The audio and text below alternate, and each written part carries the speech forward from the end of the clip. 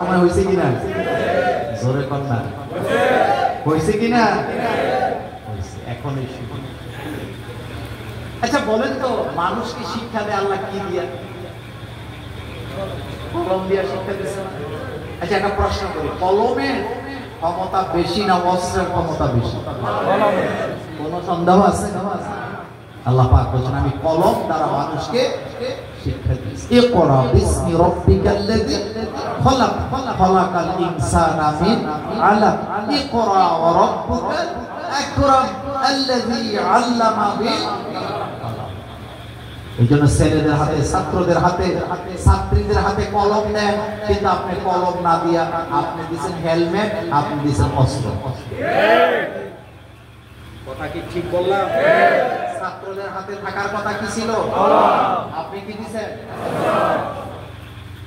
আমও গেছে, আমরা আপনার শত্রু কখনোই ছিলাম না। আজও কপালে চুমু দিয়ে বলে যায়, আপনি যদি ভবিষ্যতে একজন নিরাপদ বাপ হতে চান, আপনি যদি বাংলাদেশে নিরাপদ বাংলাদেশ দেখতে চান, আপনার ছেলেকে ওই সংগঠনের হাতে তুলে দেন যারা ছাত্রদের মাথায় হেলমেট, হাতের মধ্যে অস্ত্র দিবে না, যারা ছাত্রদের হাতে কলম তুলে দিবে বা চক্রবাদ বাধ্যতামূলক করে দিবে, তাদের হাতে আপনার ছেলেকে তুলে দিবে।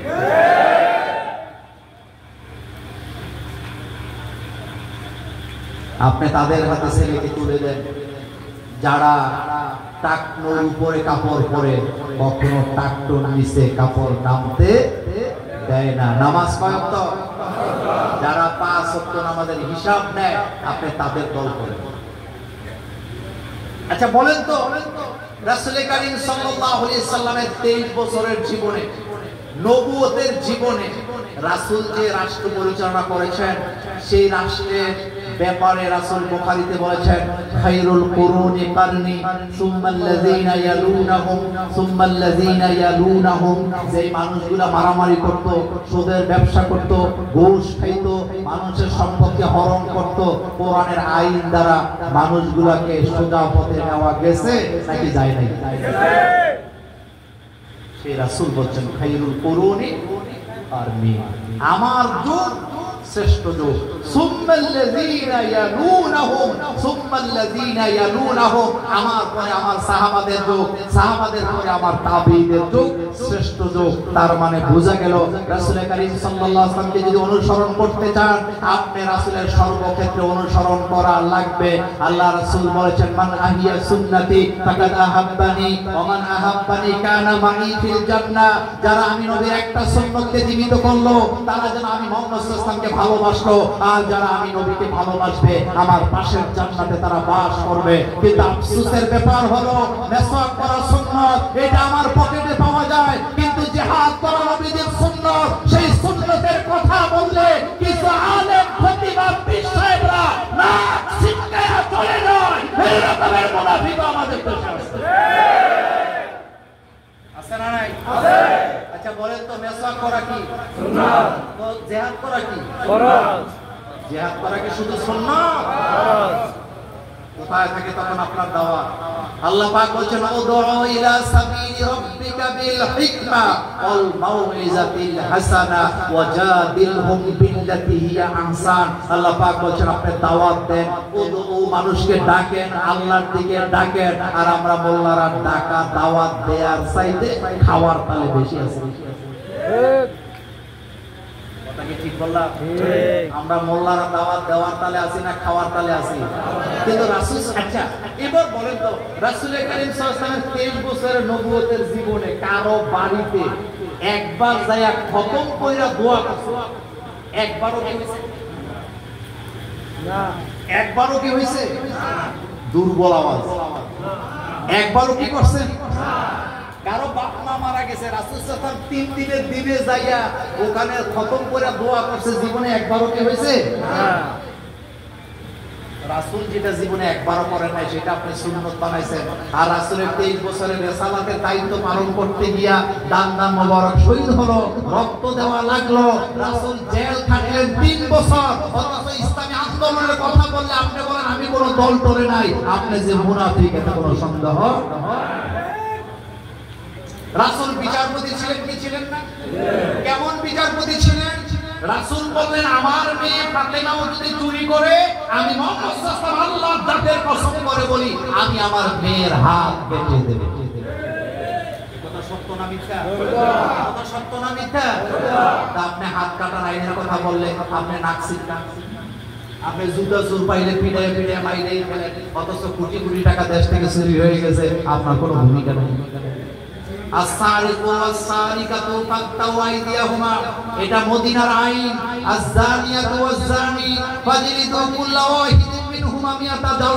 এটা মদিনার আইন ছিল, যারা চুরি করবে তাদের হাত কেটে দাও, যারা জিনা করবে তাদেরকে পাথর মেরে হত্যা করে দাও। এই আইন যদি বাংলাদেশে কায়েম হয়, কোন কুলাঙ্গার কোন মেয়েকে বিজি করতে পারবে না, বাংলাদেশের টাকা বিদেশে পাচার করতে পারবে না।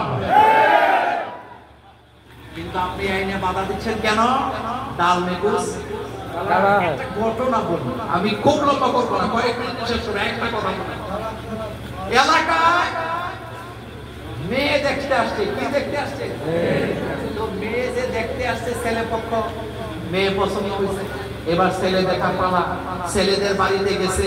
আমাদের দেশে মেয়ে দেখতে আসলে স্বাভাবিক জিজ্ঞেস করে বিতিরের নামাজ কয় রাকাত, দোয়ায় কোনো পাবো কিনা, আলহামদুলিল্লাহ পড়ো। কিন্তু ছেলে দেখতে গেলে জিজ্ঞাসা বেতন পায় কত, সম্পদ সম্পদ কেমন আছে। ঠিক ঠিক ঠিক বললাম। জিজ্ঞেস করতেছে মেয়ে পক্ষ ছেলের বাপ চাচাদের জায়গা জমি কেমন। তো সালাক লোক আঙ্গুল দিয়ে দেখাইছে এই এলাকায় যা দেখেন সব তাদের। ছেলের চাচা উঠে কয় ছেলের নানার বাড়ি আর দাদার বাড়ি একই গ্রাম। আরো ভালো ব্যাপার, এই এলাকার সরকার মাতাব্বর কারা? আমরা আমার মামুরা। এই এলাকায় মসজিদ মাদ্রাসার সভাপতি কারা? আমরা আমার মামুরা। এই এলাকায় বিচার আচার কারা করে? আমরা আমার মামুরা। তো রাত্রে বেলা যে চুরিদারি হয় এগুলা কারা করে? আমরা আমার মামুরাই করি। বাংলাদেশে লক্ষ লক্ষ কোটি কোটি টাকা বিদেশে পাচার হয়ে গেল। আইন হলো না কেন হাত কাটা? কারণ ঘটনা ঘটায় আমরা মামুরা। আপনি চিন্তা করতে পারেন গত 15 বছরে বাংলাদেশ থেকে 94 বিলিয়ন ডলার বাংলাদেশ থেকে পাচার হয়েছে। আপনি চিন্তা করতে পারেন 94 বিলিয়ন ডলার বাংলাদেশ থেকে পাচার হয়েছে। টাকাগুলা কিভাবে নিছে? এগুলা কবুতরের পাখার মধ্যে বাইন্দা বেঁধে নিয়ে গেছে। এই চুরি যদি আপনি বন্ধ করতে চান, ইসলামী আইনের বিকল্প আমি আজকে বুক ভরা ভালোবাসা দিয়ে বলে যাই, বাংলাদেশ ইসলামী ছাত্র শিবির, বাংলাদেশ জামাত ইসলামী তাদের নিজস্ব কোনো আইন কানুন দিয়ে দেশ চালাতে বলে না, তারা আল্লাহর জমিনে আল্লাহর আইন দিয়ে দেশ চালাতে বলে। সুতরাং আল্লাহর জমিনে যারা আল্লাহর আইন কায়েম করতে দেয় না তারা মুসলমান দাবি করতে পারে, তারা কখনো খাঁটি মুসলমান হতে পারে না।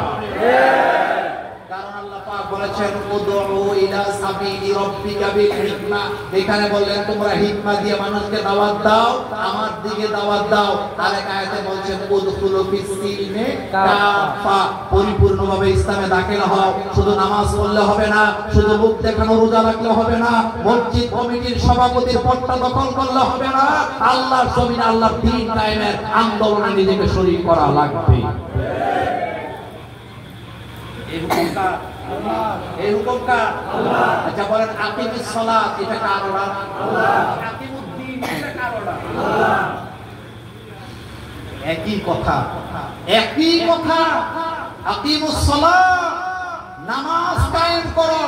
তো আল্লাহ পাক বলেন আকিমুদ্দিন, দ্বীন কায়েম করো, নামাজও কায়েম করো, দ্বীনও কায়েম করো। একই দাওয়াত আল্লাহ দিচ্ছেন। নামাজ কায়েমের কথা বললে আপনি ঠিক আছেন, কিন্তু দ্বীন কায়েমের কথা বললে আপনার মাথা গরম হয়ে যাবে।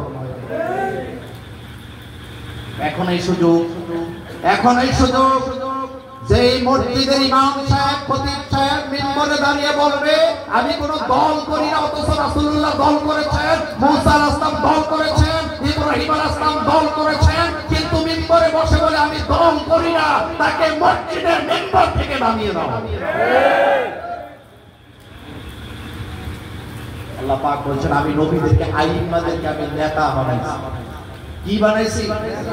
2 নাম্বার কথা, মসজিদ কমিটিতে এমন কোন লোক যদি থাকে যারা আল্লাহর জমিনে আল্লাহর দ্বীন কায়েমের পথে বাধা দেয়, ফজরের নামাজের জামাতে খুঁজে পাওয়া যায় না, এই রকমের লোক মসজিদ কমিটিতে থাকতে পারবে না।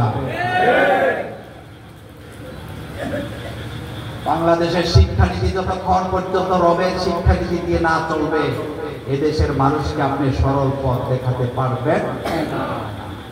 আচ্ছা বলেন তো, জ্ঞান আমরা কার কাছে চাই?